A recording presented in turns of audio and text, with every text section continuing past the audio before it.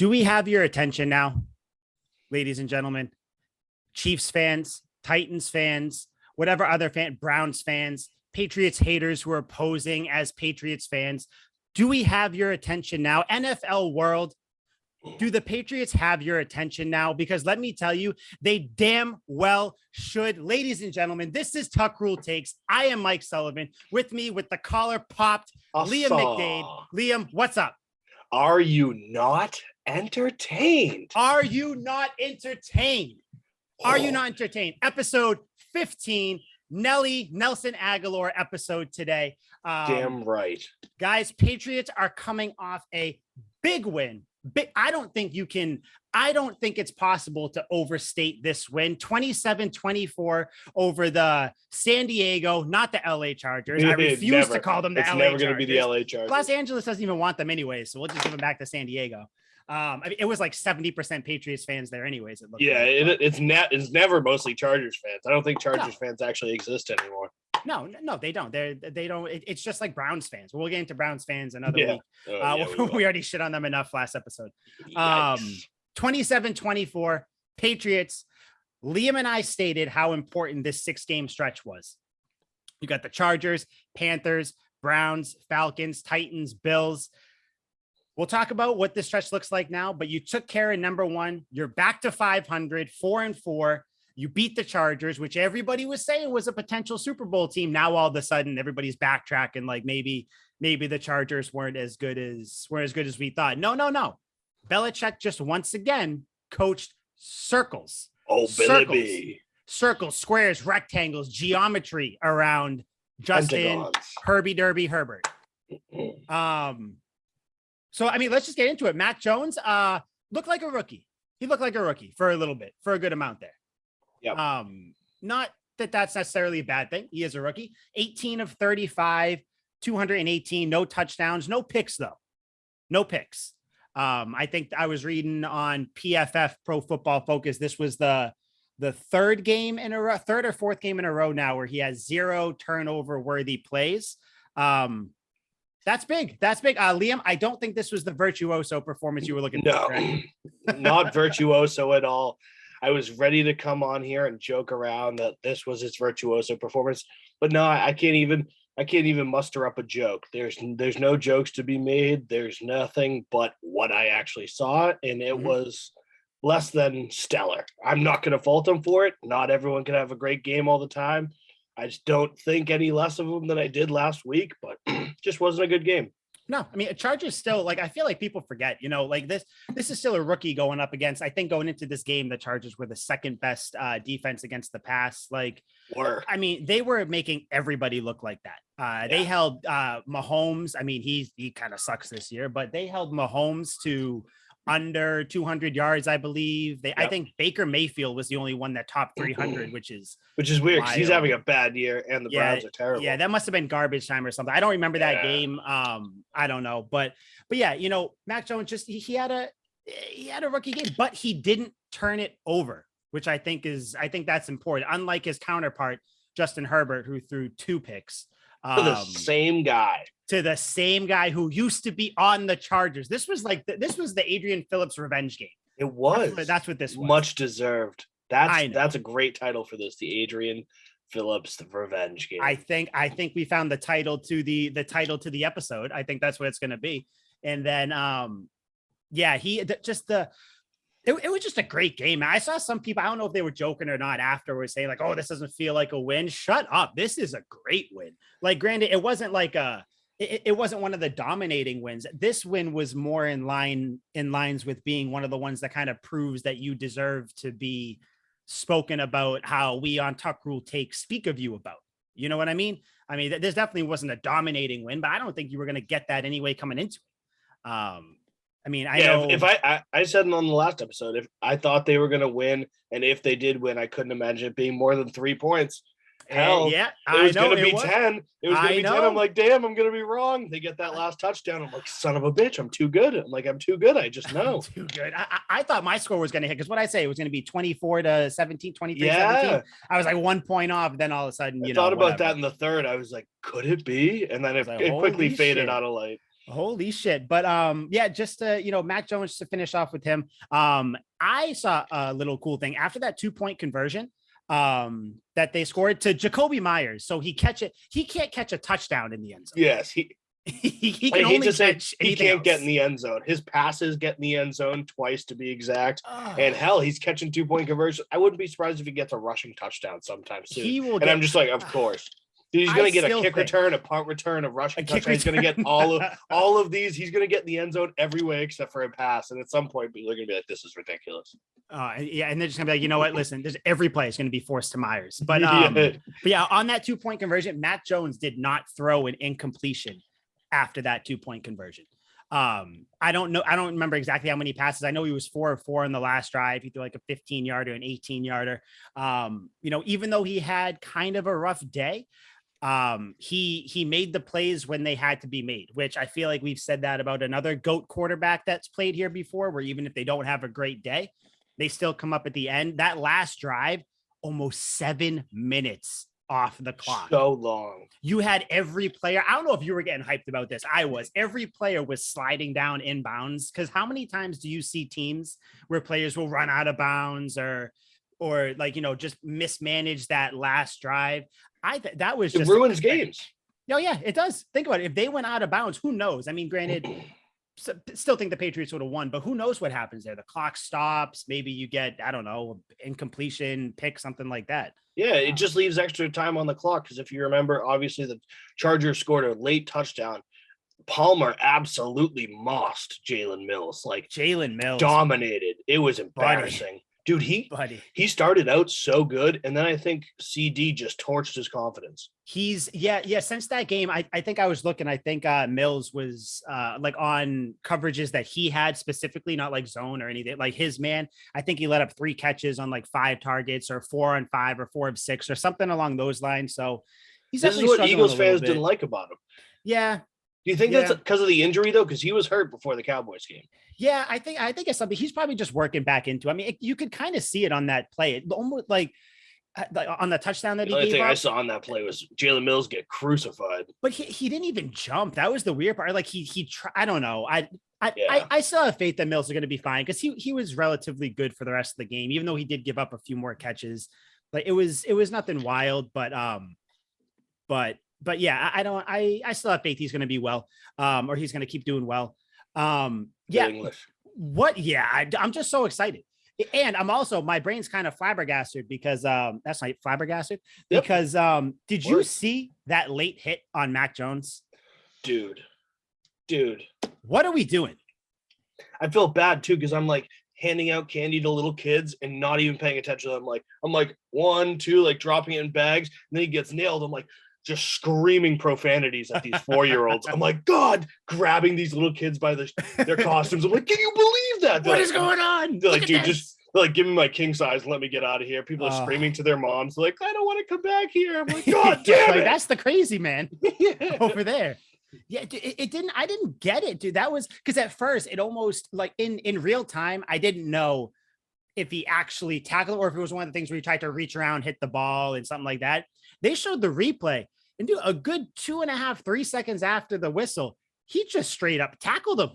Dude, I'm just one of those guys, whenever the quarterback goes down, like, I don't even need to see the replay. I'm like, oh no, what happened? Why'd you do that? Like, quarterbacks are so protected now that they're not used to these hits. Yeah. So when he went down and then they showed the replay, I was even more furious. My house became the scariest house on the block in seconds. Well, I mean, I understand. I was saying, I was watching with a few people and we were all just silent looking like, what the hell? How do you not call that? I loved though, that almost the entire offense was about to kill Tillery. I forget. I don't know his first name. Like David Andrews right there. And then I'm sorry, but how does Tillery not get a taunting for going like this and trying to call out the defense? You know, there's no consistency with these rules. No. And like that's the whole thing with taunting. Like, first of all, I don't think that should have been called, whatever. But if you're going to have taunting in there, that's the definition of taunting. Yeah. I mean, and then they pulled some nonsense like that towards the end of the game too, either in the third or in the fourth, where they basically tried to pick a fight with the entire Patriots offense, and Belichick had to burn a timeout. And it's one of those things where it's like, it was nothing like, what what do you do? Like you're trying to line or whatever, and he's sitting there trying to call out team, all this stuff. I don't know. That was They picked the right side of the ball to fight with, though, because you don't fight with the Patriots defense. Judon and Jamie Collins will put you in the ground if you try and fight those guys. Oh yeah. Dude, Duggar would just come out of nowhere. He wants to hit people all the time. I'm sure they were just like there. Yeah, they're just like, oh, and Judon too. I feel like Judon loves this team. They had the quick video after the game, all them in the locker room. Judon was like pounding Mac Jones. He was like, yeah, buddy. Dude, this team loves each other. I wouldn't know what to do. You see those red sleeves running at you. I'm like, is that red because you just killed someone? Is that like blood? Please get that away from me. Have you ever seen The Replacements, the old football movie? No. There's so many movies I haven't seen. I need to see. Worth a watch. I was going to make a reference, but you probably make the reference. Make the reference. Someone so it's like the kicker kicks the field goal and the middle linebacker is celebrating with him. He grabs him by the helmet. He's like, yes, it's smashing his head into his, giving the kicker like multiple concussions. And that's just what I was thinking when Matthew Judon's in the locker. Yeah, like breaking his ribs as he's hitting him. Dude, that's him. Judon, they showed the little clip after the final bell rung and everything. You see Judon jump like 8 feet in the air and he's getting pumped. Like, and then in the press conference afterwards, Judon was like, we've been telling you guys, I tell you guys the same thing every week. Yeah. Like you guys are the ones who build whatever, which is fine. That's your job. But like the team, and I love that the team is all saying the same type of thing. They're all saying, you got to build to this. They're all saying the same phrases, which means that they've all bought in, which is weird because I was told that nobody would buy in without Tom Brady. But it seems like it would appear the optics would tell me that the team is buying in. So I don't know if maybe Belichick has them, some sort of blood oath, or I don't know what's going on. I mean, he's definitely holding them all hostage. There's no way they actually like being a part of this team. I mean, think about it. What you're watching was clearly not true. And the media is always right on this one. Yeah. So the Patriots, just a no fun organization. No one's buying in. No one's enjoying it. And now look we're 500 and the team is just not interested. Yeah, no, I mean, you can tell they're all depressed and everything. Yeah, I've never been more excited about a 500 team in my life, dude. The more it almost feels depressing. This must be what it's like to be a Browns fan. You're like, oh my god, we're even. I don't even know. Are Browns 500 that much anyway? Like, I feel like they don't even hit 500. But like in the rare stance they do. There's like a parade in the streets, bigger celebration than if they won a championship. I'm sure. Probably, yeah. Well, I mean, they'll never experience that. So never. You gotta give them what they can. Nope. But yeah, last little weird quirk on Mac. You see what he does? I guess he barks in the locker room in the pre and post game, and I guess he's getting like other players to bark with him. That's horrifying. I love that. I love it. I don't because first of all, he's a goober. He's just a big. He's the least intimidating looking guy. He's just like a big sack of milk, and I mean it in like the best way because like he's obviously in shape. But like the fact that he's barking and then he's eating, what is it? Spaghetti, eggs, and steak before every game. Where the hell did we find this guy? Like in like the I know he went to school in Bama, but what was he? Where is he from? Like the probably made in a lab. Dude's a test tube baby. Probably, yeah. I don't know, but I'm happy he's on our team. Mac Jones, iffy day, but he made the plays when he had to. I love this team. That's all I have to say. One thing I saw was that they were saying on, I turned on 98.5, the Sports Hub last Friday. I shouldn't have, because it's never a good experience, but they were saying that if you're a team that has to, devolve and rely on trick plays to win games, if that's who you are, if that's your identity, you're a loser team. Well, let me tell you, the Patriots beat the Chargers with 0 trick plays, correct? None. Absolutely none. There wasn't anything, not even a resemblance of a trick play. Nope. And that's been rare. And we said that earlier. I forget which game it was. I think it was against the You said it a couple times, I believe. Yep. Mm-hmm. Yeah. When I was in the hotel and we were doing this podcast, that I don't like the trick plays. I don't think they should use them. They have to show that they can be an actual steady offense. You can't have success running trick plays every game. Eventually, it does seem like they're shooting 100% on trick plays. Like I've never seen one this season that hasn't worked. I think the worst really one went for like a first down to Jonnu Smith. That's like the least success we've had on a play. And I'll absolutely take that. But at some point, like you can't shoot 100% forever. No, No. And then, especially, I mean, you don't want to empty the quiver with all. I'm sure they got some crazy trick plays in there, Oh man. or just different variations. Like for instance, when they do the Wildcat, they have Damian Harris there. It's only a matter of time before they start pulling some shit out of that play. So I think they tried to already once, but I don't think something happened with it. But there's so much they could do, like where the running back gets it instead of running, he throws it over the top to a tight end in the red zone. Like there are a ton of plays you could do just off that alone, let alone with all they always run like a halfback toss, usually to the right, and then they'll throw it back across to either another running back, a wide receiver, or to the quarterback who then throws it downfield. And then he chucks it down. Yeah. And you're just like, oh my God, like what is going on? Yeah, that's me watching. I'm like, oh, I can just imagine the players on the field. They're probably like, what the hell what is happening? Bill, what are you doing?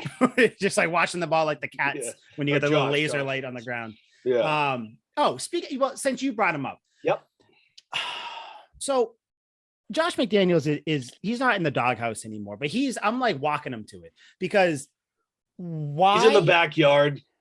I kind of locked them outside for a little bit because why did they get away from the run so much in the first half? I don't know. There's so many questions, and I want to think that maybe they're just throwing them off guard there, but then they don't run when I think they should run. And then they run late in game when I don't think they should run. Like late in the game, I think it must have been the fourth quarter. It's like 3rd and 8, and they run a weak side, like middle run. Basically, it's kind of, I don't know if it was a counter or if it was just a weak side middle run, and Damian tried to break it to the outside and he got like 4 yards. I was like, dude, what are you doing? Terrible play. 3rd and 8, like run a play action right there. You gotta do something. If we get that first down, it's not a close game. We probably win by 10 or 13. Mm-hmm. Yeah, no, that was it. And then there was also, I forget when it was late in the game too. It was like 3rd and 4, 3rd and 3, something like that. And instead of just lining up, put Jakob Johnson back there, put Damian Harris, run behind your fullback. They get in the shotgun and they run it. Sometimes I love Jakob. Oh man, I played fullback in high school. I have a soft spot for all fullbacks. The German hammer. I think that's what they call him, or the German tank. The German hammer makes him sound like some sort of Magic Mike dancer. That sounds sexy.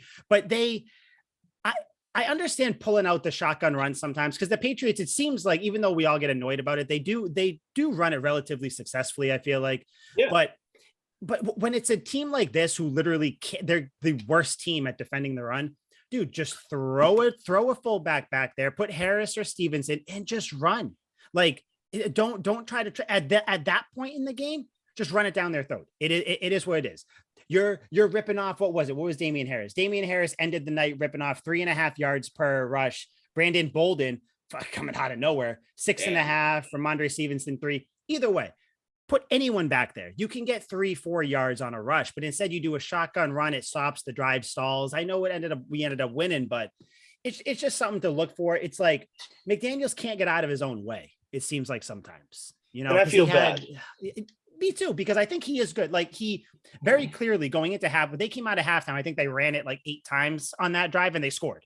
Yeah. And it was one of those things where, like, I'm sure Bill was like, listen, can you just like run it a little more? Keep doing what you're doing. Like, do it. Listen, love it. Keep going. Just sprinkle a little more runs in there. Yeah. And they did. And I think the first run coming out of the half, I think Harris ripped off like an 8-10 yard run or something. Yeah. I was like, this is what we need to do. Like, come on. But other than that, I don't know. I don't really have any more gripes with McDaniels. It's kind of like a damned if you do, damned if you don't. Because then you have all like the couch quarterbacks who are like, how do you do that? You can't do that. Like all these guys pretending like they do much better in Josh McDaniels' situation. So it's like if he passes it on 3rd and 8 and doesn't get it, then everyone hates him. Yep. He runs it on 3rd and 8 and doesn't get it, everyone hates him. No matter what, if he gets it, some people are going to be like, why would you run it even if they got it? I don't like that. That's risky. So it's like, no matter what, people aren't going to be satisfied for the most part.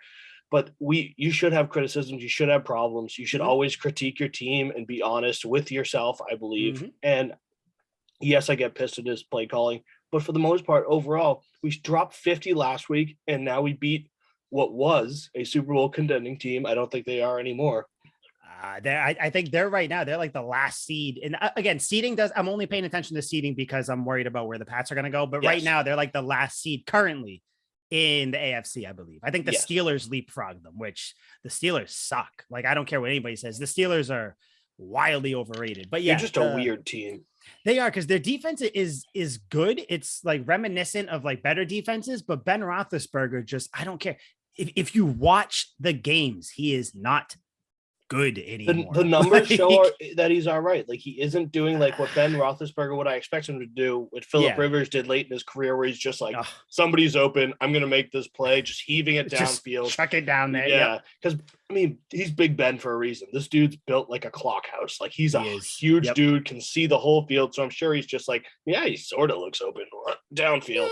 Someone will make a play. Yeah, but he's not exactly like that. And he just can't throw it like consistently past 25 yards anymore. It's really sad because, like, I've never really been a huge Ben Roethlisberger guy, but somebody who's a first ballot Hall of Famer when they don't have it anymore, unless you're Eli Manning, I kind of feel bad for you.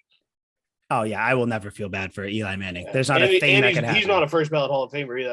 I don't think he's a Hall of Famer at all. But that's that's a discussion for I don't think 2 wins, no matter how big they are, get you into the Hall of Fame. But I think if he didn't lead the league in picks for 3 years, then maybe. Yeah.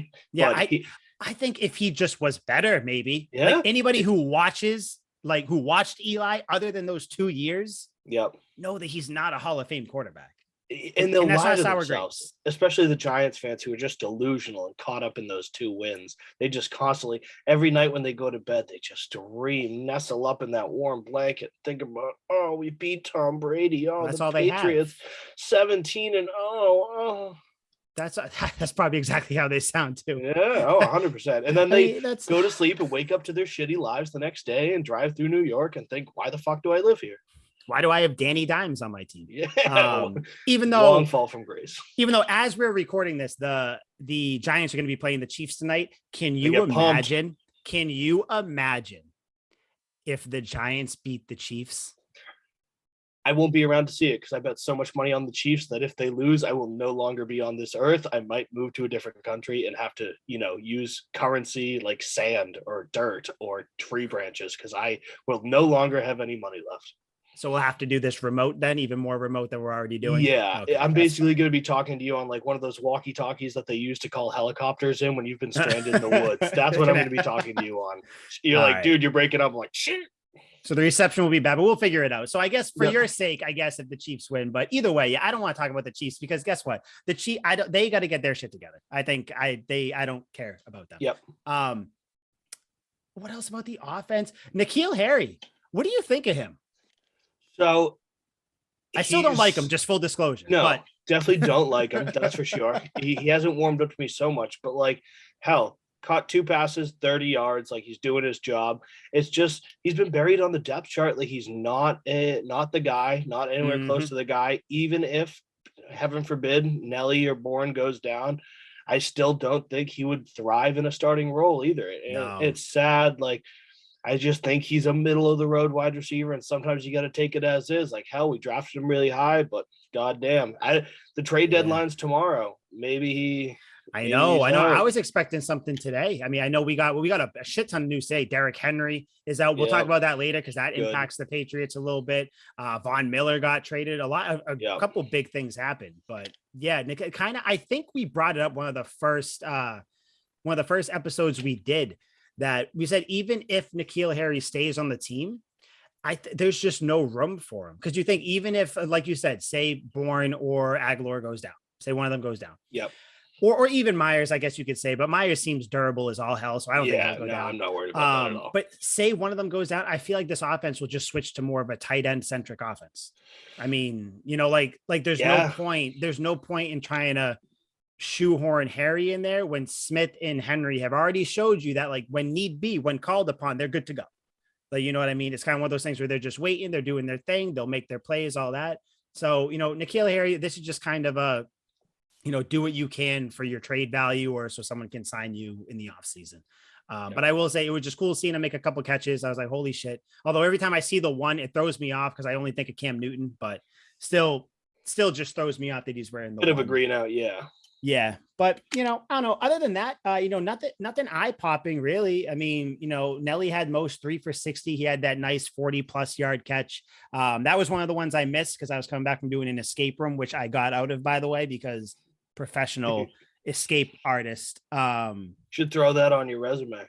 I probably could. I think we were trying to figure it out. I think I've done like a total of like 50. We done a lot, like probably like up almost 20.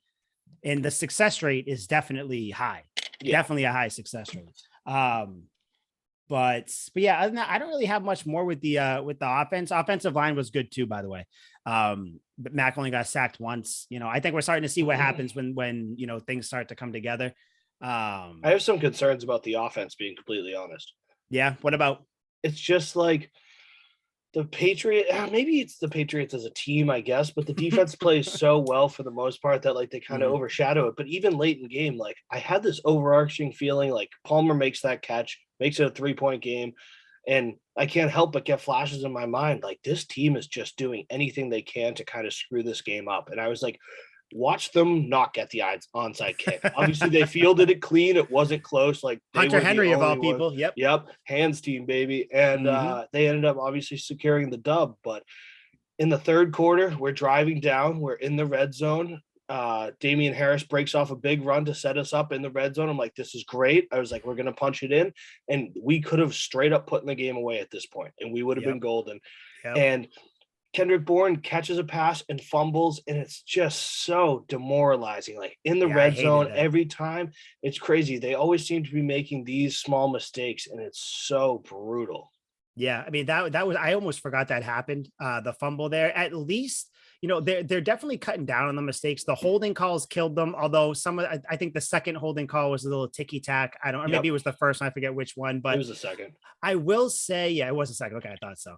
That they've definitely cut down on those though, on their plays or on their dumb mistakes and everything. And it kind of, I kind of look at it, take a little bit of a different approach. They didn't play a perfect game.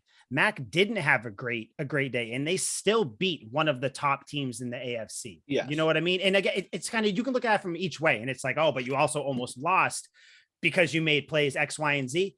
But I think I don't think that touchdown, I mean, the Pats were playing prevent for the second half of that drive. I hate the prevent defense too, but every team does it.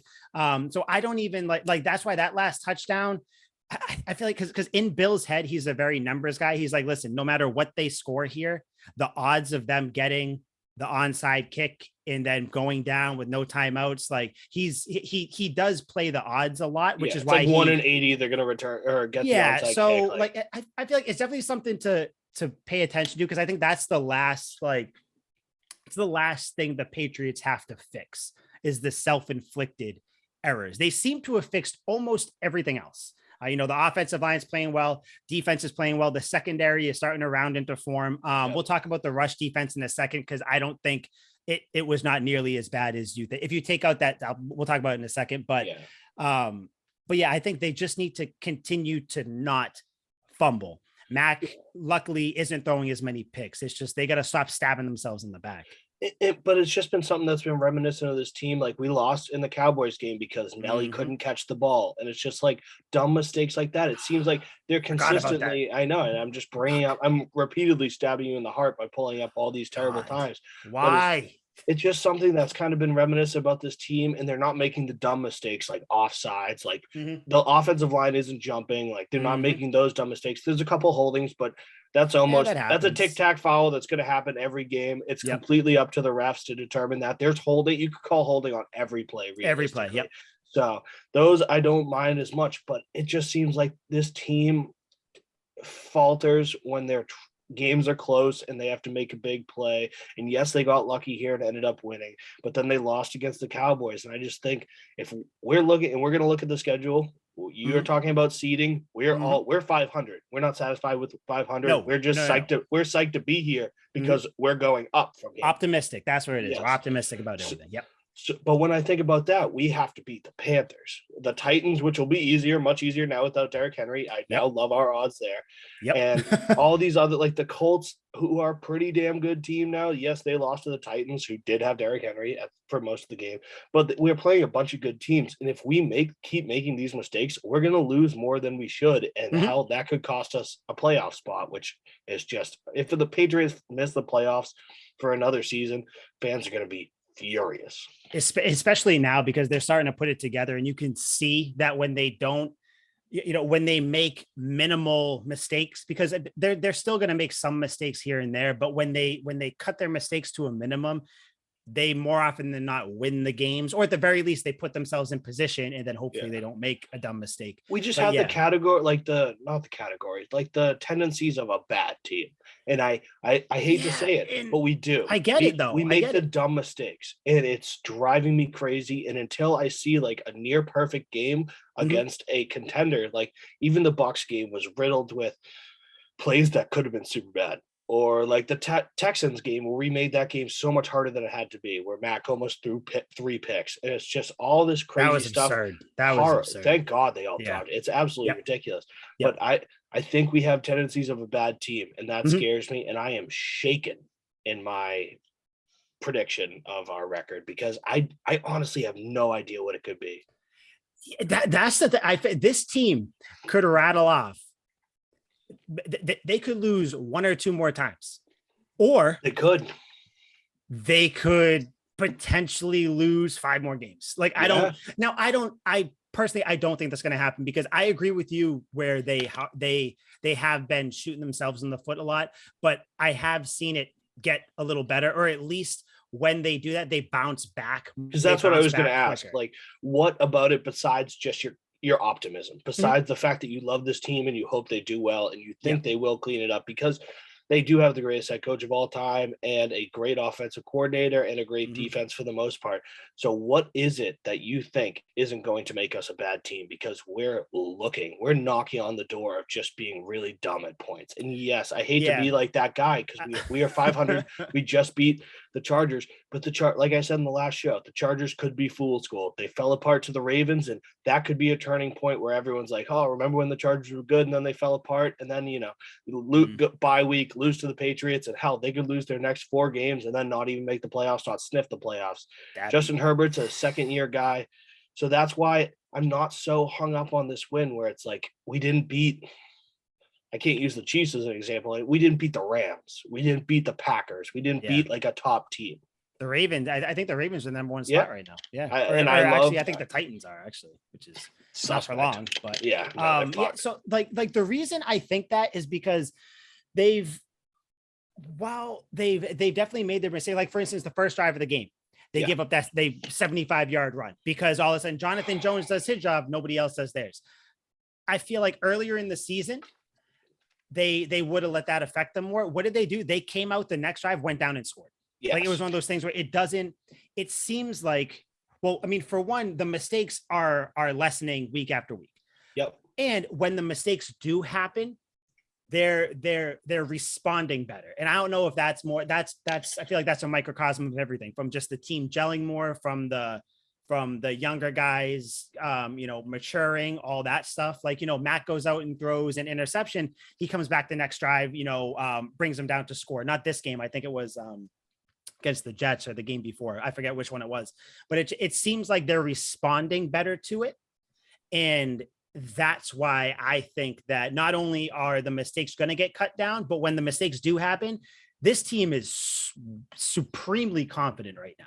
So I think that they're even like, listen, I think we're a good enough team now where, if we do have a mistake, or if we do give up a 75, or if we do, we can't get off the field on 3rd down, that's fine. Because at the very least we can hold them. And it's the last couple weeks. And I know it was the Jets, but the Chargers right now, the Chargers are still the Chargers. They're 4-3. They're still a good team. Yep. Like you said, at the end of the year, this might be the loss that spirals them. But coming into it, them losing to the Ravens, I can't really fault them for that, because the Ravens are one of the top teams in the league too. Yeah. But yeah, that's really why. Other than the coaching and everything else that you said, I just think that it seems like the team is starting to literally mature and get better in front of our eyes each week. I'm not saying they're not making mistakes, because they are still making dumb mistakes here and there, not getting off the field, not making the tackle here and there. But this is halfway through the season. Get back to me in 3 games if they all of a sudden ramp up their mistake rate and everything like that. I'll be right there with you. Right now, I just see it trending in the right direction. So kind of one of those things where I am an optimistic fan in that sense. So I'm like, hopefully it gets better. I think And that's why. in a sense, I'm just playing devil's advocate here Oh because no, I get it. You they're have not to. making the same mistake. They're not making the same mistake. Like it's not a costly fumble every game, or it's not like big drops every game or something like Yep. that. Like we had the Nelly big drop, we had the fumble, but for the most part, we aren't making those same consistent mistakes. The only consistent mistake I see is a late game. If we have a lead, we can't seem to stop them from passing back into the game. Like against the Cowboys when they got like the 3rd and 20, whatever it was, and then they're 3rd and 25, but they got 24. Yeah, and oh my God, it's just so painful. And they're exploiting Jalen Mills. And clearly he's the weak point of this team. And other teams recognize that from what the Cowboys did. And now the Chargers went right back at him. And it's scary. We can't keep a lead. Yeah. And I mean, with the Cowboys too, and again, it's gonna see, this is why I always have to like preface this where listen, I'm just giving you reasons why I think my way. I'm not sitting there blindly thinking that everything's sunshine and rainbows. I mean, I think I texted you in the 3rd quarter. I was like, this feels like a game where we're going to be like, this was a crushing loss. Or I texted you something like that. Yep. But the Cowboys do have the number 2 offense in the league too at that point. And they do. So it's like, I get it. That's not an excuse. You still have to do what you can. But I mean, I'm not going to necessarily I just kind of weigh it differently. That's all. Now, if that happened against the Texans, which it did, but they ended up getting better though. They ended up, they built on that, whatever. Yes. It's just this team has the potential, and that's what I'm kind of riding. Yes. And there's like so much to like. There is so much to like. I just worry about if we're playing Aaron Rodgers, he passes his way back into this game and wins the game. And we're like, God damn, Jalen knows. Yeah. I mean, I don't know. What I will say though, I do know that the Cowboys, the Chargers, they had a top 10 pass offense too. And it's like, you still held them, you picked off shithead twice, Herbert twice. And that second touchdown, like I said, I don't compare this or the Chargers little comeback to the Cowboys one, because like I said, and I hate it. I hate that they did that, but the defense they were in, it was almost like Bill was like, listen, if you get a field goal or a touchdown here, we can live with that. So it was almost like I'm not going to say they weren't trying to stop them, because they definitely were. Pre-event, and it's almost like you're not trying to stop them. You're trying to lessen and take time off the clock. Yeah. But again, I get what you're saying. I'm definitely going to pay attention, because the next game against the Panthers, that's another one. If you let Sam Darnold pass back into this game, that'll be a little more alarming than Herbert doing. Because I do think Herbert's good. It just so happens that Belichick is his kryptonite, because every time he plays Belichick, like I said, runs circles, squares, triangles around him. That dude sees ghosts. Bad. It is bad. So, Halloween hit hard for him. Spooky. He was spooked the whole game, because they said, I think Dan Orlovsky was talking about on ESPN. He was saying it was almost Dan Orlovsky. The Patriots. I hate him as a player, but the dude knows what he's talking about, I guess. He does. So he does. He was. He's just the Patriots defense was making Herbert rush when he had no reason to. Like, it always looked like Herbert was like in a rush to do stuff. And that's because the Patriots kept faking blitzes, dropping back. So Herbert would think someone's coming in and they weren't. But then at that point, he gets confused, and then Judon comes in, or someone comes in and gets him. I don't know. He just has his number. Herbert, I think it's 10 straight wins now against the Chargers. The Pats have. Bill owns the Chargers. Yeah. There's just I don't think the Chargers are meant to win. So nope. Certainly not in New England. Certainly not against the Patriots. No. But yeah, I hear your offensive worries. I hear them. I accept them. I just hope that in the next couple of games, those worries get vanquished, and then all we're worrying about is, I don't know. I just want to go back to, hey, let's just hope we protect Mac, because other than that, everything else seems to be going well. And Trent Brown, anytime now. I'm waiting for it. Yeah, Trent. I wanted to. I didn't see anything today about when he could come back. So maybe it is the Browns game that's when he can come back. I don't know, because they said it was a 3-day when he went on the IR. So I guess maybe that's. I think either this week or next week. I know that, but the offensive line's still doing well. So I mean. Yep. Shit. I don't know. Maybe scary hours if he comes back. Trent Brown will be like the final piece of like the Infinity Gauntlet, and then all of a sudden they'll be running train on everybody. Now, oh, hold on, let me just get a quick water break. What I wish this it's not water great. was, I wish the water was Shocked Energy, ladies and gentlemen, shockedenergy.com. They got all the flavors. Watermelon, that's our favorite box, the watermelon box. I believe that's what we spoke about last time. Flavored box. Get that shockedenergy.com, CGSN at checkout. You get 10% off. Right there, right off rip, right off your order. Doesn't matter where you live. You could be where Liam goes next week when the Chiefs leave. You could be in Idaho with Josie in that fake land, wherever you want to be. Shocked will ship over to you. Again, it's CGSN at the checkout, 10% off. Great, shockedenergy.com. Like I said, be on the trail. They'll send it to you. Be on the trail. Be on the trail. You drink it on the trail. You're running up that mountain. Yeah. The defense, man. So I do, like I said, I wanted to just start with the rush since we talked about that big run. If you take out that 75-yard rush, and I'm not a big fan of saying if you take out this, but there's a reason why I'm saying this thing exactly. You take out that 75-yard run, Pats only let up 79 yards on the ground. Now, the reason why I'm saying if you take that out, I'm saying that because that's an outlier. Other than that, Pats were really good on the run. They got gashed early in the game, and they didn't make any more real mistakes on the ground or on the rush defense before that. Sure, they gave up a couple third downs on the ground and stuff. That in general, giving up 79 yards to a team on the ground, other than that huge run, which I know you can't take it out. So they no, but I know what you're saying. I do like it because it's kind of like not a blown coverage. It's probably a blown blitz or a tackle responsibility. Yeah. But it's kind of an outlier. Like when somebody gets a wide open down the sideline, no one's covering him. You're like, all right, that was clearly a mistake. Yeah, there's just confusion. I mean, and the players that he juked out, there was the screenshot of it. It was Hightower and McCourty. That doesn't so like that's another thing. It's like that. Those guys don't get fooled that much. Doesn't happen twice. So no, it doesn't. So again, you can say that, the rush defense definitely needs to tighten up a little bit. I'm not going to crucify them. They did fine. So I'm not gonna, I'm certainly not worried about that. Like Haley's Comet passes the earth every 900 years. You have a better chance of seeing that twice in your lifetime than seeing Dante Hightower and Devin McCourty both whiff on a tackle in the same play. I saw Hightower. I forget who it was on the Chargers. It was number 71 on their O-line. It was when the Chargers were backed up at their own 5. Hightower pushed this man 5 yards back into the end zone. They ended up running the opposite way, so Hightower didn't really get to do anything. But it was just so Hightower's still ready to go. Just that little thing. Other than that, they left 79 yards on the ground. If you take away the 75-yarder or whatever. Justin Herbert, weird stat line, 18 of 35, same exact stat line as our boy Mac. 2 touchdowns, but 2 picks. So it's kind of one of those things. And you could probably say 40 or 50 yards there was on that last drive where the Pats were like, listen, we're just not. So, again, these are the stats. I'm not saying there, but sometimes the stats, you got to dig into them. Patriots defense had a really good game. I thought really good game. Stunning.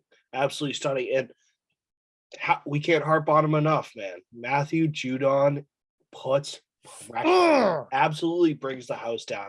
I mean, the second the ball is snapped, you have to know where this bear of a human being is because he is coming after you. And I feel bad for anyone who has to block him because, oh my God, it must be so frustrating. We say it every week and I can't say it enough. Like, this guy is the ultimate. And that's just it. He's just the ultimate. He is so crazy, and he's got to start getting best edge rusher in the league nod. He obviously, I think TJ Watt's up there as well. Yeah, he has defensive player of the year. Yeah, but give Judon the nod. We got to start putting respect on his name, getting his name out there. He is a force. He is, and that's. I mean, I don't know. I just look at this. I have his stats right in front of me. Judon, what a coincidence. 2 sacks or 1.5 sacks because he had the 1 sack and then he split the one with Barmore, who, by the way, Barmore is a beast. Disgusting. 8 hurries and 10 quarterback pressures. Matt Judon was all over the place, and he does things where he pushes people around. He gets double teamed, and he allows other play. He allows Guy. He allows Wise. He allows Barmore to come in and get to the quarterback, sack, rush, something like that. Judon, I wrote about it today, couchguysports.com. Go take a look. I had Judon as the best offseason addition this year for the Pats, and I'm probably going to write one at some point before the year's done. Judon's got to be a top 10 addition that Belichick has ever had. Whether it's drafting, trading, free agency, anything. I can think of a handful that's in front of him right now, but I can't think of 10 better additions than Judon right now. No. And those pressures and stuff that you talk about, 10 pressures. That's 10 plays that are completely disrupted. Like whatever your main option was, you're not looking for that option anymore. You're scrambling. You're going through your reads faster than you normally would. Oh my God. He is a super freak. It's ridiculous. And it's not even like he's hiding. He's got the red sleeves. People know where he is. Yeah. He's almost like letting you know. He signals, like, I'm right here. Stop me. That's what he said. And at the risk of getting too nerdy, I'm not going to bring up names, but there's a Marvel superhero who wears all white, and people are like, why do you wear all white? He's like, because I want them to see me coming. Like, I want them to be afraid. That's Judon. He's like, listen, buddy, hey, see me? I'm going to get you. That's weird. I was going to compare him to Juggernaut, another Marvel character, where once he gets going, he's an immovable, unstoppable force, and he is just going to go and go and go until his momentum stops him. They hold him. Yeah, he gets held. You have to. And even then, if you're holding him, you're probably just grabbing him and falling backwards because he's going that way, and you cannot match that force. No, and you can just see it because you see if you watch him, because there's times where I'll lock into him here and there just because I'm like, holy shit, like I feel like he's gonna you just kind of feel it. And you watch after his 7th pressure of the day, you're like, all right, I gotta start watching this dude. It's insane because you see him and it's almost like he's always, or not always, but the majority of the time it feels like he gets off his block and he's forcing the pocket to move. Like he is just changing everything. And then it's one of those things where he's just running after you. That's fucking terrifying. I could never imagine looking and seeing freaking Judon running at me going, trying to get me. And you have to look downfield. You can't look at the beast that's coming after you. No. You have to scan the field. If I'd just be looking right back at him like, oh my. Yeah, no, I'm throwing out of bounds like Herbert did a couple times, so I'm not dealing with that. Oh, I'm like, coach, sub me out. I'm like, I'm good. Yeah, no, this is a no for me. And like, it's a no for me, Doug. 100%. And as like an offensive coordinator, that must be the most frustrating thing in the world. Like you're coming into this game knowing that Matthew Judon's the guy you got to stop on defense. Like he can completely ruin your game plan. For him to get 1.5 sacks, 2 sacks, whatever, and 10 pressures and all these QB hits, that's the most frustrating thing in the world. You're like, if we let Christian Barmore have 7 sacks on us, so be it. We just have to stop Matthew Judon, and you cannot. No, you can't. And that's just it. Not only do you have Judon, and you brought him up, you also got Christian Barmore, who I think for rookie defensive tackles, he's like top 5 in almost every single category right now. Yep. In overall league, his numbers are incredible. Overall, yeah, I think overall he's a top D tackle, or at least a top defensive lineman there. He is. I think he's only behind like Vince Wilfork for the most like sacks or not set, maybe pressures or something. Whenever you're on a list with Vince Wilfork or Richard Seymour or anything like that, you're doing something well. And I'm telling you, this whole Nick Saban, Bill Belichick connection works more often than not. I mean, you got Barmore, you got Bama, Jones, but it clearly works. That's one of the pros of not really being invested in college football. I'm not jaded. Because there is Chris Jones on Couch Guy Sports. He hates Mac Jones, I think strictly because he doesn't like Bama. Yeah, probably. But yeah, Barmore's awesome. I'm still waiting to see if Ronnie Perkins is ever going to show up.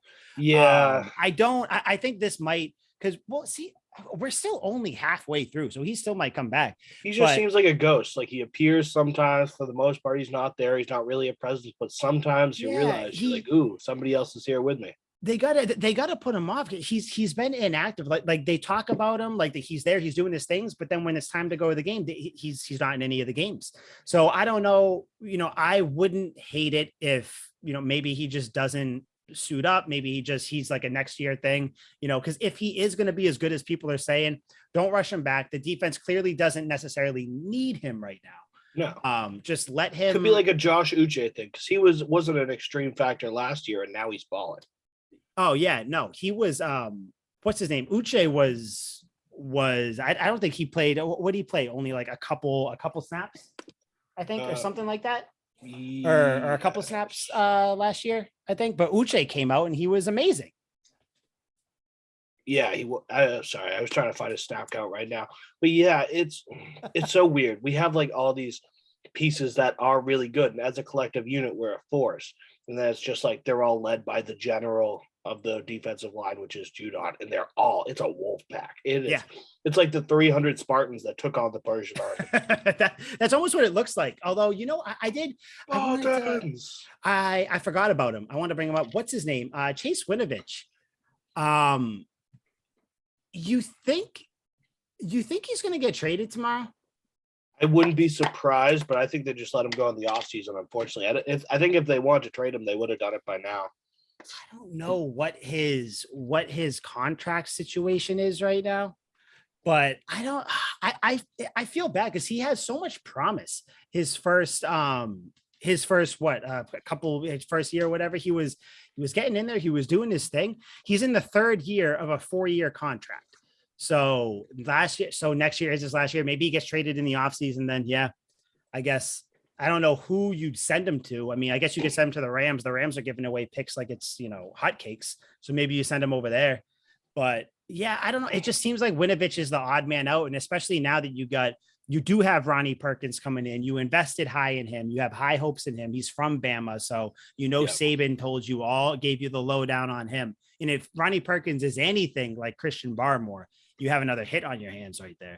So I don't know. I had a customer come into my work and he was wearing a blonde with like long-haired wig and a Chase Winovich jersey. And I looked at him like, oh, like, are you Steve Belichick? Because like I saw that costume was common and hilarious. Like people are doing like the oh yeah, that's the tongue so like thing. I saw that all over. So he's like, no, I'm Chase Winovich. And I was like, I forgot that dude's even on the team. And like I'm on a Patriots podcast. He's just become a complete non-factor. And it's weird because he was huge. I was a huge Chase Winovich guy. People was like, this guy's the future. He's the next Rob Ninkovich, blah, blah, blah. Like he comes in. That's exactly what I said. Yeah, I thought he was too. And it just didn't materialize. And I always think it's so weird how a player can just have one great year and then kind of fizzle out. But I think, like you said, he's just the odd man out. He got phased out of the rotation. Maybe he had some injuries. Maybe he had some stuff going on at home. Wasn't working out so well for him. But he is just not working here. If he got traded tomorrow, I'd be psyched. I don't think it's going to happen. I think in the offseason, we'd let him go. No, he did have injury. I know he missed the entire preseason. He didn't play at all. So, I mean, he would in this being, he's still so young. I mean, I feel like with the Patriots, no matter what, if you're on offense or defense, I feel like if you miss any sort of time, you're just fighting against yourself at that point, Yeah. So I think it was probably just a mix of everything. Because I know last year he was kind of blowing assignments here and there. He was kind of in the doghouse for a little bit. There were those little rumors.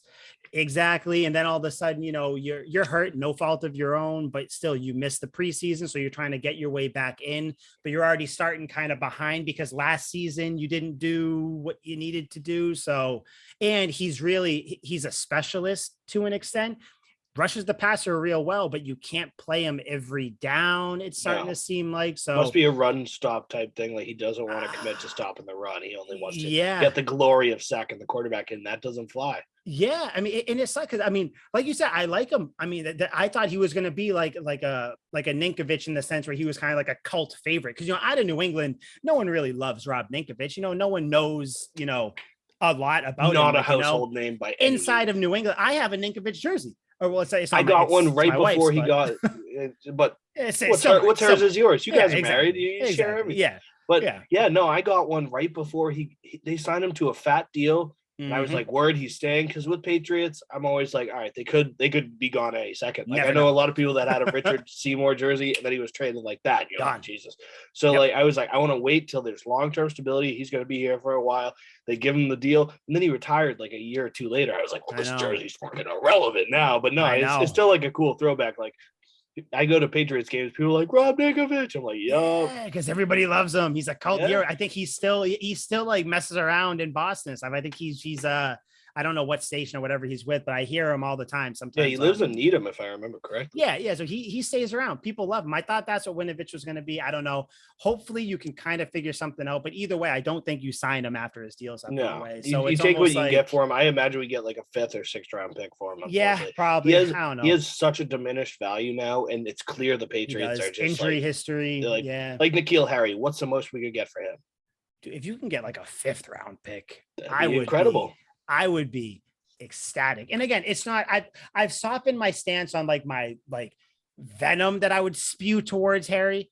I don't necessarily hate him as much now. Well, now he's not blowing games. He's not in the opportunity to blow games. Exactly. So he was starting the last 2 years. I was like, I can't stand this guy. Well, yeah. Well, it just seemed like he was the only time you ever heard was when he was having a holding call or he was false start or just something like that. Or stepping out of bounds right before a touchdown against the Chiefs.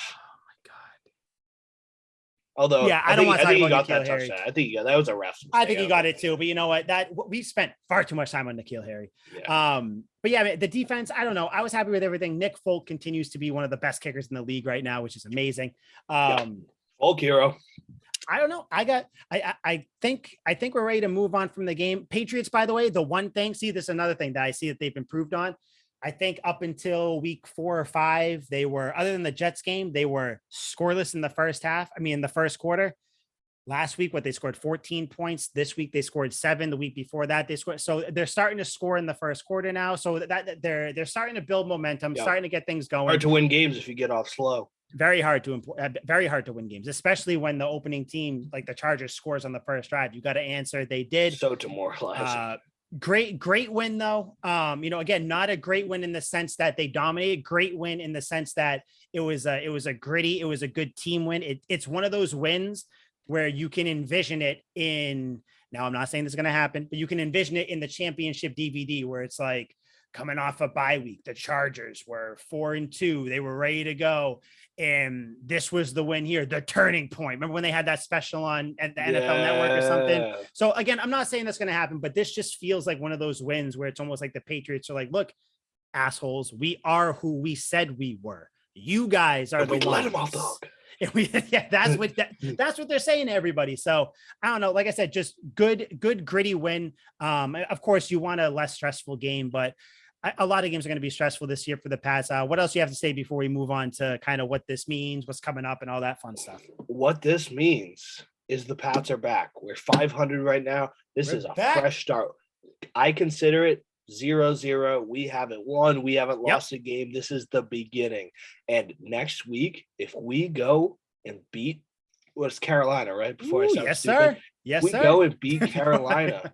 Because there's always a chance I sound stupid. If we go and beat Carolina, I'm telling you, Mike, it's on, buddy. It's on, buddy. I am trying to contain myself with it. Yeah, and that's like we gotta go in. If we are 1-0 starting next week, then the league is on notice. Get ready. The Patriots are a threat again, and we are going to be right back there knocking on the door. I truly believe this would be such a huge momentum grab for them if they can if they whooped on up and down Panthers team. I don't think it's going to be an ass kicking particularly, but I think it could. I think it could. Yeah. After they just had a tough game against the Falcons, the Patriots can go in there and lay the wood on them. And if they come out with a win, whether it's a 3-point win or a 30-point win, just win. I think it's a wrap for the league. We're just back. They thought we brushed the Patriots underneath. They're like, yep, we're fine with them. Tom Brady left. They're going to be irrelevant for 5-10 years. And everyone else in the United States is going to soak in that glory. And just like that, not even halfway through the year, we're back. It is all the pieces are in motion here to build an extreme comeback and really bring the Patriots back to glory. And it sounds so dramatic because I don't think they're winning the Super Bowl, but we're a threat again. And we're going to be in the minds of other teams. And they're going to go, oh, we have to play the Patriots again. And that's the greatest feeling in the world. I wish I could show you. Bro, I got goosebumps. You know what we are, Liam? You know what we are? We are Freddy Krueger. If you know what happens in that town, What happened in Nightmare on Elm Street? They stopped thinking about Freddy. They stopped dreaming. So what happened? He went away for a little bit. He went away. But then what happened? Someone thought about him. He started to creep into people's heads. And then what happened? He starts to kill you one by one. Once you plant that seed, you can't get rid of it. Nope, you can't. Because guess what? Once one person thinks about him, dreams about him, another person does. Another person does. You know what you all did? You had your chance. You had your chance. Just bury us. Bury us. Forget about it. You had it. You had your chance. You could have not let the Patriots get Mac Jones. You could have not let the Patriots get Christian Barmore in the second round. You could have not let the Patriots trade for Ju. Other teams could have forked out and not let us get the two best tight ends on the market. Two of them. You got the best. You got Jonnu Smith, and then you know what he said. Oh, hold on a second, guys. Mr. Kraft, can I have the checkbook real quick? Yeah. Yeah. Let's get one of those Hunter Henrys too, please. It's blank. Just fill it out with whatever you feel necessary. You're in New England now. We're gonna win. Yep. That I'm telling you, the Patriots aren't the boogeymen. That was of a couple of years ago. The Patriots are Freddy Krueger. This is the nightmare on NFL Street right now. Yep. Because there will be blood. There will be, but there already is. The Chargers, boom, cut their necks. Next, what's up? The Jets. We're not talking about the Jets. We just kind of proved the Jets. That doesn't matter. The little brothers. No, that's no. We're killing mice in our house with the Jets. We're like, let's just get this thing out of here. I'm telling you, and we were talking about this before the show. There's a dub next week. We're coming on this show dressed to the nines because it's only respectful. We're going to show up to the funeral that is the NFL, and for all the Patriots haters out there who were just waiting for them to flounder. They saw the bad year last year. They were like, they're in for a rough couple of years. We're here to show you and pay our respects to your thoughts that have now died. Have you seen Freddy versus Jason before? Of course, that's my favorite horror movie. At the very end. So what happens? Jason, they put up a big fight. Jason cuts off Freddy's head, throws him in the lake. They think they're done, right? I equate that Cowboys game. Yes. Cowboys and Patriots play. We're done. We've been decapitated and thrown in the water. Throw him in there. What happens though? You see Freddy's eyes at the end. He smiles and winks. End. Yep. Walking out with the head. That's the Patriots, baby. Yep. That's the Patriots. You should have killed us. You should have killed us when you had the chance. You didn't, and now you're screwed. Now you can't leave. It's like the classic James Bond villain. They have us in the trap. Instead of just shooting us and putting us out of our misery, they have to leave the room and let a laser slowly go and cut us in half. And we're going to sneak our way out of it. We'll be back. And in the end, the Bond villain never wins. No, he doesn't. Never. He doesn't. Bond always wins. Bond always wins all the time. So I am in it. The Patriots right now, that's what I'm calling. The Patriots are the Freddy Krueger of the NFL right now. Yep. They are, you should have put them out of their misery when they had the chance. And you said it, the Panthers next week. I did not look up any real stats. All I know is that the Panthers have a good defense. Their offense is shoddy because Sam Darnold, while he started well, Sam Darnold, I think the ghosts followed him from New York because he is not great anymore. So yeah, it's a shame. I really do like Sam Darnold. Yeah, I don't know. I never hated him when he was on the Jets. I more felt bad for him because I did feel like the Jets were tainting him a little bit. But I just thought of him like I think about the dogs that Michael Vick used to own. Like I just feel bad for them. I'm just like, wow, that must suck. So like, I just kind of like look like have pity on you do. You feel bad. Yeah, it's like, oh man, I wish I could just fix it. I'd love to help you, but I can't do it. And I'm sorry. And kind of to go along that same dog that you know what the Patriots are going to have to take the Panthers out behind the shed, put one between their eyes because I'm sorry, the Patriots have bigger fish to fry than the Carolina Carolina Panthers. No, we're going to show Stephon Gilmore. You don't leave. Bad idea. You know what's funny though? Like I feel like I don't think Belichick cares that he's going against Gilmore because I think it's like, I feel like Belichick coached Gilmore for it's almost like the Tom Brady effect. Belichick knows what you do well and what you don't do well, probably better than you, or at least as good as you. So I'm not worried about that. Yeah. Gilmore had a game-ending pick against the Falcons, but that was a bad throw. He undercut the route, whatever. It's not going to happen with Mac Jones. I don't think the Belichick's going to let it happen, but anyways. No. So right now, 6-game stretch. one win down. This was against the Chargers. You got that one. Your next game is against the Panthers. As we said, the Panthers right now are 4-4. They're in the playoffs right now in the NFC. If the season were to end today, I love saying that. Yeah, but makes us sound smart. I don't know, dude. I'm not as worried about this game as I was when Darnold was playing well. I'm not at all. I know you're going to Carolina. I get that. I don't think Carolina has a great home field advantage, if we're being honest. I think the Patriots should pull out a win here.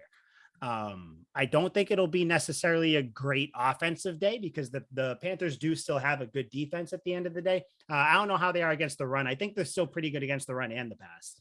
Yeah, I mean, overall, their defense is ranked 5th, so it's still a damn good they're defense. Still good, yeah. Their offense is 22nd, though, so there's a lot to be desired. And with Christian McCaffrey out, like, I love Chuba Hubbard. I think he's a stud, but you can't replace the wild calf. That's Run CMC, baby.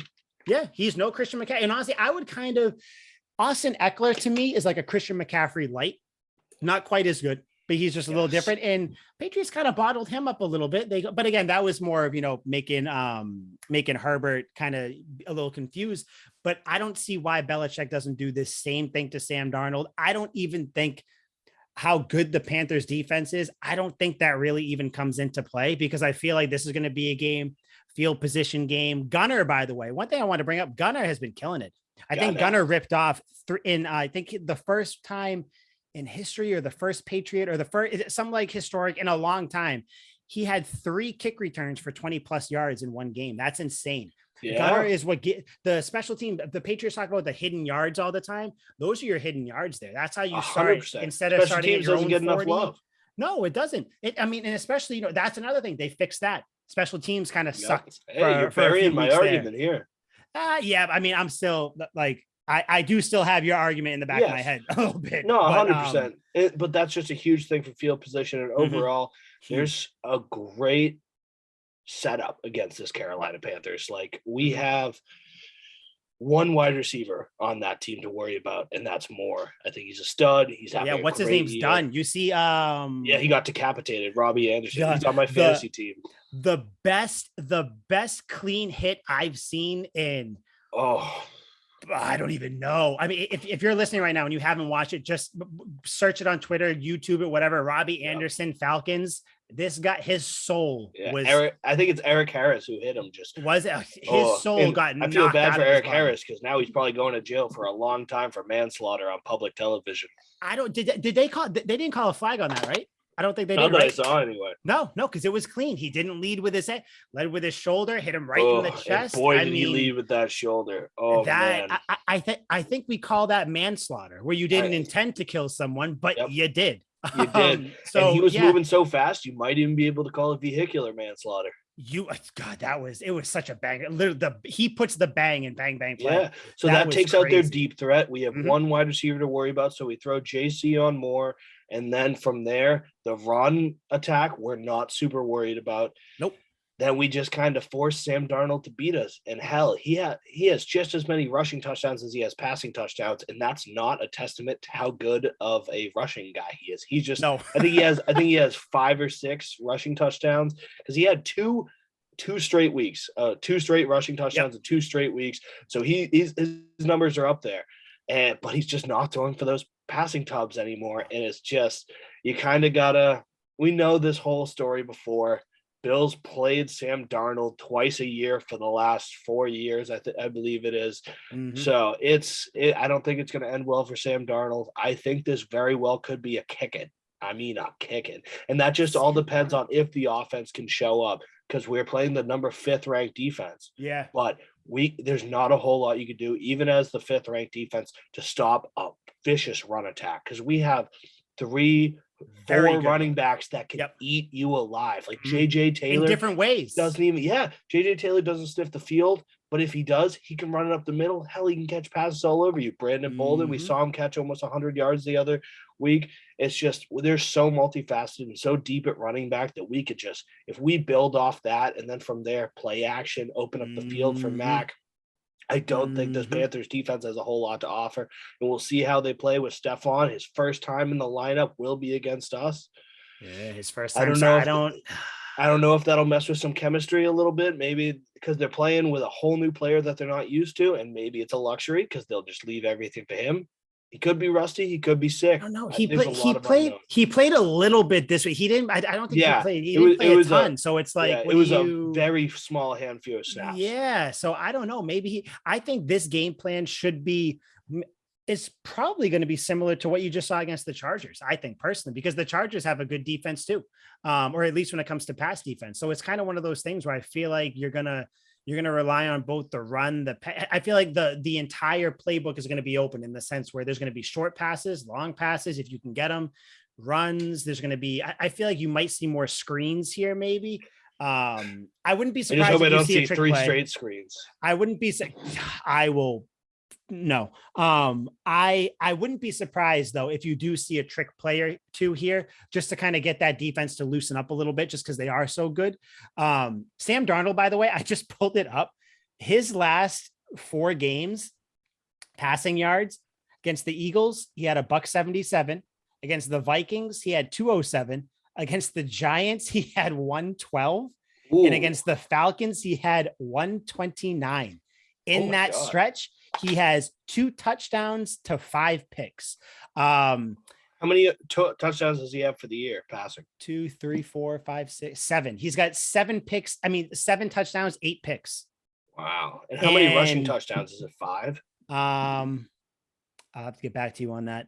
I'll look right now. He does have, by the way, those touchdowns, almost all of them came earlier in the season, and almost all of his picks are coming later in the season. Because they started out hot. I was like the Panthers are the team this year. They're going to be the surprise team for everyone.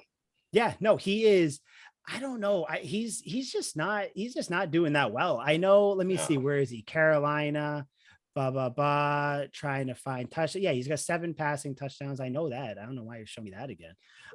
Rushing touchdowns. He has 1, 2, 3, 4, 5. He's got 5 rushing touchdowns. So he did 7 passing touchdowns, 5 rushing touchdowns. That's he had back-to-back weeks where he had 2, like you said.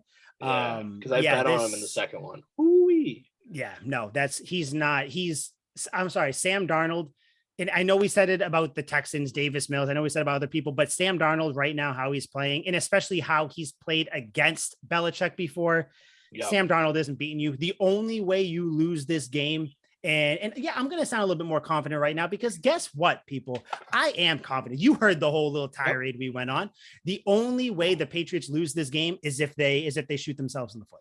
Yes. I think if you don't turn the ball over, if you play Darnold how you normally play Darnold, I don't see this as a loss, and this win will be huge. Do you concur? A perfect chance to just play good football against a team that's middle of the road. It's fine. If you play good football against the Jets, that doesn't mean much. They're a bottom tier.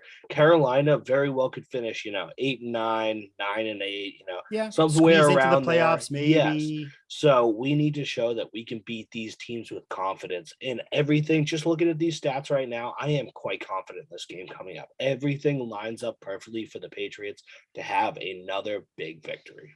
Yeah. And I think, like you said, if you win this game, your next game is against the Browns. Yes. Baker Mayfield is shot. Odell Beckham Jr. might not even be on the Browns. He might be traded. Even if he is, I'm sorry. I'm not worried. Jarvis Landry has a case of the drops. It's kind of are the Browns just a slightly better Panthers team? But worse on defense, because honestly, I understand they have Myles Garrett, but the Chargers have Bosa. Did you hear anything about Bosa last week? Nothing. Nope. So I think I think Belichick's not dumb when you play these pass rushers. Just don't let them disrupt the game. They're gonna, because they are good, they're gonna have some sort of pressure. But don't run at them. Don't roll to their side. Yep. We have game plans for these people. Yeah, that's why whenever Belichick would play the Texans when JJ Watt was there, JJ Watt was never a factor, because it was just I'm not gonna let you be a factor. I'm gonna chip you. I'm gonna send 2 guys your way all the time, and you're gonna have to fight through that. By the time you fight through that, the ball's already out. Now what? Yep. Now you're just exerting more energy. It's that simple. 100%. We're gonna be wearing the Infinity Gauntlet real soon, my man. I think so. Trent Brown should be back. Trent Brown is going to come back at the Browns game. No shit. They probably did that on purpose. Son of a bitch. That is sneaky. So yeah, I think score prediction. I don't know. I think the Patriots put up. I'm gonna go 24-13. That's my score prediction. 24-13. Obviously the Patriots, because I don't think that Darnold does well. I think maybe they get a touchdown late because they're trying to, they're heaving it up. They're trying to do things. Maybe the Patriots are a little bit more lax, something like that. But I don't know.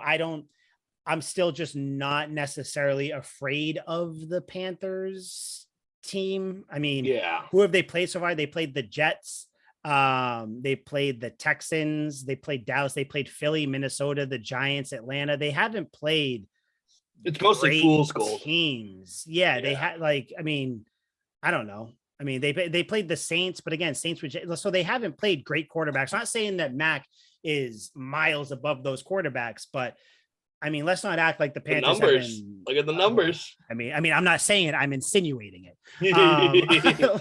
Let's not act like the Panthers have been shutting down Mahomes and Rodgers and Prescott, because let me see, what did Dak do? Dak was 26 of 39 for 300 yards. So, I mean, even Dak put up some yards. Houston put up 300 yards on him passing. That's Wait, weird. what the hell? The Saints put up 300 yards. When did they get there? When were they good? This team can't stop quarterbacks. Wait, okay. So the last two games. So they gave up a $129 to Atlanta, 112 oh God, I'm just sitting there looking at Sam Darnold stats again like an idiot. What a dum-dum. Oh my God. I'm sitting there looking, I'm like, wait a minute, why does this look so familiar? So let me let you know exactly what's going on. So okay, they played the Saints. They gave up 294 yards to the Saints. Whatever. Okay, yeah. Total yards or passing yards? So they gave up passing yards. So I'm going to go back. So they said their last game against the Falcons, they gave up 129 passing, Giants 117, Vikings 188, Eagles 158. But none of those quarterbacks scary. I mean, none of those quarterbacks are elite right now, especially with Matt Ryan without Calvin Ridley. Yep. Then Cowboys put up 266. The Texans put up 290. Saints put up 294, and the Jets put up 270. So what I'm taking away from this is, if you're a competent team, you could put up decent numbers, and that's all it really takes to get a win. Like if Mac can throw for 200 yards, regardless of touchdowns and pending interceptions, it seems like this is kind of a lock. Well, yeah, because the Panthers, it looks like when they were giving up those yards, that's when Darnold was playing kind of out of his mind. So, but now the defense is playing well, but the offense. So yeah, the more I look at this, the more I'm feeling pretty confident going in here. So yeah, I still think 24-13. That's my score prediction though. I think Judon does get another sack. I think he continues that trend. And I think I'm going to say JC Jackson gets a pick. Okay. That's what I think. I'm going to go a little bolder here. Ooh. Like Colorado Boulder. Ooh, I'm thinking, get him, Brandon Bolden over here. Ooh, I'm thinking 37-14. I will come in. I don't even know what I'm going to do if that happens. If that happens, come in here and funeral close. It's over. No matter what the score, when they win, assuming they win, if the Patriots win, we're coming in dressed to the nines, because guess what? Like you said, this will be the start of the funeral. Is the wake before the funeral? Yeah, the wake is before. Okay, this will be the wake. This will be the wake, because guess what? When they end up playing the Browns and inevitably shit whip them, then we'll be in the funeral, because after that you get the Falcons, which again, I think that's a win, especially if Ridley's out. And again, I'm not shit talking Ridley because Ridley's out for he had to take time away. Hope he gets whatever's going on with him, right? He's not injured or anything, but he's just okay. Yeah, I wasn't sure. I just knew he was out. Yeah, no, he stepped away. He had a little, he tweeted something, and it was just him saying like, I gotta step away from my mental health. So who knows? I was on the Falcons. I'd have to step away from my mental health too. I mean, I'm sure that didn't help. So we're gonna assume they take care of the Panthers. The Browns game, we already know. I don't think the Browns are beating you in Gillette. That's important. That game is in Gillette. Yes. You're playing at the Falcons next. You're inside with Mac Jones. Dude's going to put up 400 yards on that ass. That's the virtuoso game I'm waiting for. I got my eyes locked on that. I think that'll be it. If I were to bet anything on a virtuoso game, yeah, you're with me on that one. That's it. Yeah. Because the Falcons don't have a good defense either. At all. So, no. So that's it. And then you play the Titans at home. This game becomes immensely less difficult because Derrick Henry is on the IR. He might be out for the whole season. He might only be coming back for the playoffs. Yep. If you don't have Derrick Henry, I'm sorry, but without the threat of the run, Ryan Tannehill, he's good. I'm not saying Ryan Tannehill is bad. Did you hear who they signed? Adrian, 34-year-old Peterson, or 33. Now, don't get me wrong. Adrian Peterson is my favorite running back of my generation. Love Adrian Peterson. But, sir, time for you to sit down. You're just a name at this point. You know who else they should bring back? They should bring back Trent Richardson. Let's see what he's doing. I would love to see Trent Richardson. I do love me some Trent Richardson. I do so very much. I know. I felt bad. I'm terrified. I'm terrified of Adrian Peterson. I don't care how old he is. If we got this dude out of a retirement home, he's running for $125 in a tub. Still good though. That's just it. He'll lower that head, crash into defenders. I'm terrified of Adrian Peterson. So I think they have an ample replacement, maybe even a better replacement. They did not better than Derrick Henry. Get. I see a little smirk. Talking about all day right now. All day in the nursing home. No, don't get me wrong. Adrian Peterson is he definitely still has something left in the tank because he's an animal. But when you don't have to worry so much, because I guarantee you the Patriots will not be as worried about AP as they were about Derrick Henry. When you can kind of make Tannehill, because when Tannehill has to pass, he's not great. Yeah, no, he's not. We saw what he was when we played him twice a year on the Dolphins. He's an average quarterback. He's still the same guy, people. The only difference is he had the best running back or one of the best running backs in the league behind him. If you don't have that threat, you can force Tannehill to make some mistakes at home. You know the home crowd is going to get up for that game. You know Belichick has a bad taste in his mouth. He doesn't want Vrabel to beat him again. So I think that game, Derrick Henry being out there, I think you pull that one off. Assuming, now I don't know who's going to, assuming, everything kind of stays the course, no one gets hurt or anything like that. I'm afraid now that you've jinxed us and Adrian Peterson's going to do to us what he did to his kid, just jam a tree branch and leaves in our mouth. And leaves. You know what? Honestly, if Adrian Peterson is rushing for however many yards, in my eyes, that's good because that means that Tannehill didn't throw. And I don't think the Titans are going to beat you running the ball with Adrian Peterson. They're going to have to throw it at some point. Yeah. And when they do, Tannehill is still Dolphins Tannehill. He's still got that Miami in him. I don't care what anyone says. Then after Makes that, sense. This is the one. Then you go to the Bills in Buffalo. Listen, I am, as are you, about as fanatic of fans as you can be for one team. But that's an L. I'm sorry. I think that's an L. Yeah. I think that's an L. I don't be think hard you lose pressed both games. to find me. I don't think you lose both games to them this year, though. I think you split the season series because the next one is at home. Yep. Obviously. But yeah, I think that's the one you lose. I mean, dude, the Bills are real good. The Bills are the real best team in the AFC, I think. I don't have as much faith in the Ravens because their defense is not as good. Lamar Jackson is incredible. Lamar Jackson is a playmaker. But yeah, the Bills are the best. The Raiders, by the way, just to kind of run you through what the seeding is right now. Titans are the number one team in the AFC. That's not going to last. We know that's not going to last. I think they'll still make the playoffs, but they're not. Yeah, they'll finish like fourth or fifth. No. The Raiders right now are in the 2 seed. Yeah, they just lost their coach. They're gonna tumble. Yeah, people have faith in them. I'm like, no chance. No, because they do this every year. Every single year they do this. And then you have the Ravens, who I think the Ravens will stay there. Lamar Jackson still scares me because he reminds me of Michael Vick. Not as good because I think Michael Vick is the greatest running quarterback I've seen. I just think he's the best player I've ever seen. He's awesome. The Bills are in the 4th seed right now. Bills, we just went over them. I think they are the number 1 seed. They finish as the 1. I think so. The Bengals just lost to the Jets. Bengals, I think, are good.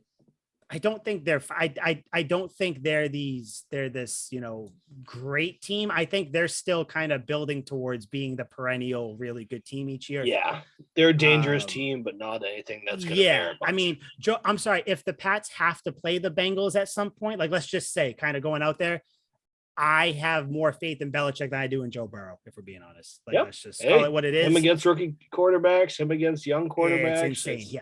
It's not good. Then you got the Steelers. I think we kind of touched on that. I think the Steelers are a fraud team. I don't think I think Big Ben is good in spurts because he is 30 something years old right now. He's almost 40. He's been taking hit after hit. Don't think so. Steelers defense is good, but I mean, if you don't have an offense that can back it up, you're nothing. And then you just beat the Chargers. So that's your 7 teams right there. Other than the Bills, maybe the Ravens.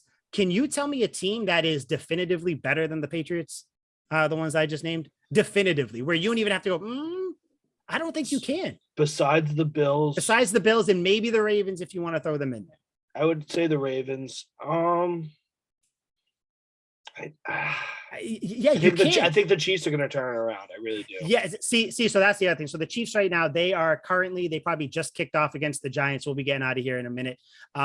So Chiefs right now are 3-4. But the thing is, if you can just keep pace with the Chiefs or just keep your pace you're on now, even if you end the year tied, you're good.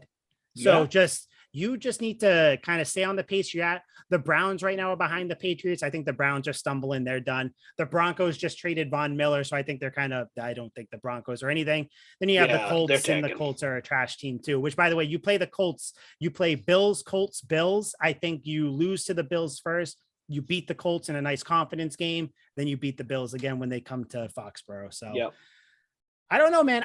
Favorable. Because I'm telling you, after that, you have the Jags and then you have the Dolphins. Gimmies. They're serving it up on a silver platter with a fine presentation, Anthony Bourdain style, just walking it out to us. Your dub, sir. Oh, thank you. No.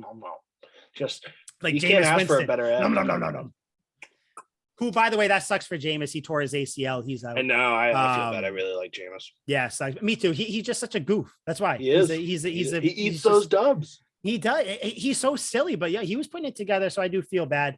But yeah, all I can say, Patriots fans, this was a really, really positive win. It means a lot going forward. You have a chance, ladies and gentlemen. You have a chance here to remind the NFL that they should not have slept on you just because you had an off year during COVID. Yep. So I think that's going to happen. Liam, I think you're kind of on the same boat as well. It seems like we're rowing down the right stream. The Freddy's looming in the shadows, bitch. Yeah. Get ready. And we're not going anywhere. We're on the roller coaster. We sit down, we strap in the bar, and we're not moving that thing. We're along for the ride now. We're in it. Click, click. We're in. Boom, boom, boom. Try to get us out. You can't. We're clicked in. If you're watching on YouTube, there was a little bunny hop thing I did there. Yeah. All I'm saying, get ready. It's going to be a wild next 5 weeks. And guess what? Tuck Rule Takes will be here every step of the way. Hopefully next week we show up dressed to the nines because it is the wake for the rest of the league. Yes, it is. Liam, my camera's getting blurry. I don't know what's going on. I got nothing left to say. You got anything else before we dip out of here? How sweet it is. How sweet it is, baby. 4-4. You're 500 Patriots, soon to be better than 500. Yeah. Slightly over 500. Slightly over 500. Get excited. Do not feel bad getting excited for a 500 team, by the way. Okay. Do not feel bad. Have pride. Yeah, have pride in this, okay? This team is ready. You should be ready. Get on the bandwagon for the Patriots and Tuck Rule Takes. For Liam McDade, I am Mike Sullivan. We will see you guys next week. Dress to the nines. Go Pats. LFG. Let's go. Sweet feet. Sweet feet.